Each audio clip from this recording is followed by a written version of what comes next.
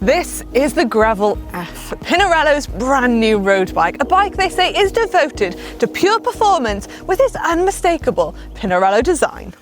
So Manon, that's a gravel bike. A gravel bike? What? Oh yeah, that's blooming cool.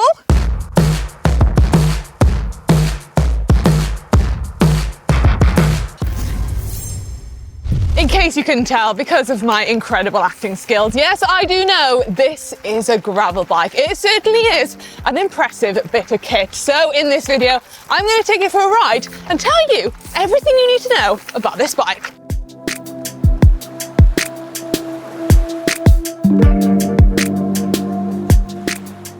The Grevil first launched in 2018, but since then, the gravel world has evolved a lot and is demanding more from our bikes. And Pinarello's answer to that is the Grevil F. And they've taken the same approach as they did with their race-winning Dogma F. They set out to improve the aerodynamics and the versatility of the previous model. And I know what you're thinking. Is aerodynamics really a thing on gravel bikes? Yes it is, and with the fact that there's such big competition in gravel races and the fact that the races are often over 100 kilometers long, having an aerodynamically optimized bike will get you from A to B just that little bit quicker. They use features such as TICR, Total Internal Cable Routing, and a concave down tube and a revised aero seat post and something called a fork flap. I really wish they named it something else. Anyway, as I was saying, the fork flap. This helps smooth the air around the brake caliper, and it's also got a cool little flame on there, sick. We've also got the underway forks, and this is a design that they've taken from Pinarello's road bike, and it helps absorb all the vibrations and the bumps as best as possible. The fork angle sits between 70.25 to 72.25 degrees and has a rake of between 50 to 55 millimeters, depending on the size of the frame.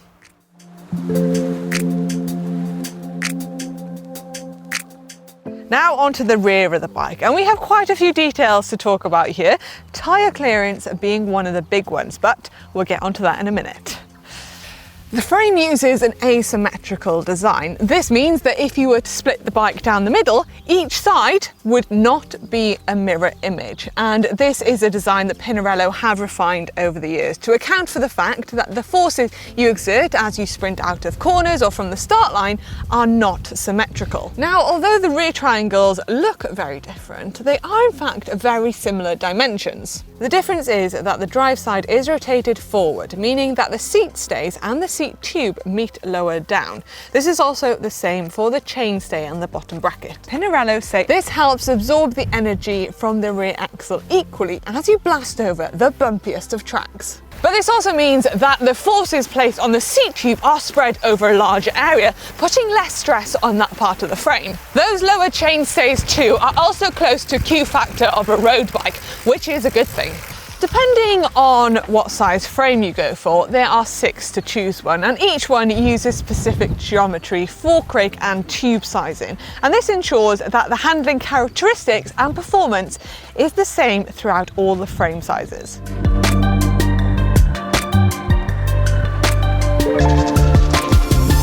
This bike is made for competition, and Pinarello have been very clear with that from the start. And when it comes to racing and fine-tuning your bike, you have loads of options in your tyres and wheel choices, effectively giving you 3 bikes in one.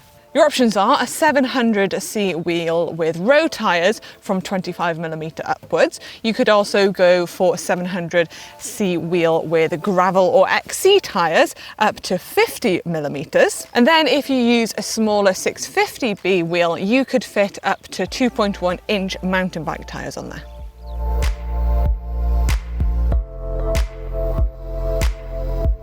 Now back to that internal cable routing. When it comes to Groupset compatibility, you've got loads of options. And Pinarello say that all 1x and 2x are fine, with the exception of SRAM mechanical 2x.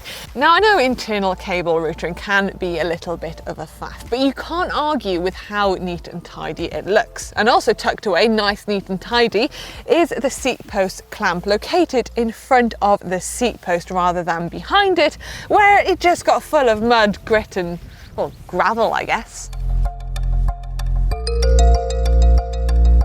But what about the versatility? Well, make no mistake about it, if you're planning to trek across the Atacama Desert with loads and loads and loads and loads of stuff on your bike, then, well, this bike, it's fair to say that that's not top of the priority list. But there are some subtle changes to make this bike more versatile. You have additional water bottle mounts under the down tube.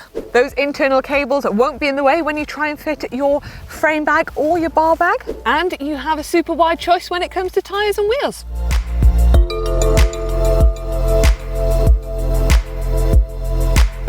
The frame is constructed from T700 Toray carbon. It's a blend of high modulus and high tensile strength fibres laid up in such a way Pinarello say F is 4% more aero when riding at 40 kilometers per hour and saves you 5 watts. But also 8% stiffer at the bottom bracket and is still using an Italian threaded system. The frame weighs in at 1,090 grams in a size 53 centimeters. The fork is 500 grams. Both of these weights are unpainted and the pricing details are yet to be released. A complete bike in the spec I have here in a size 53 weighs in at 8.55 kilograms.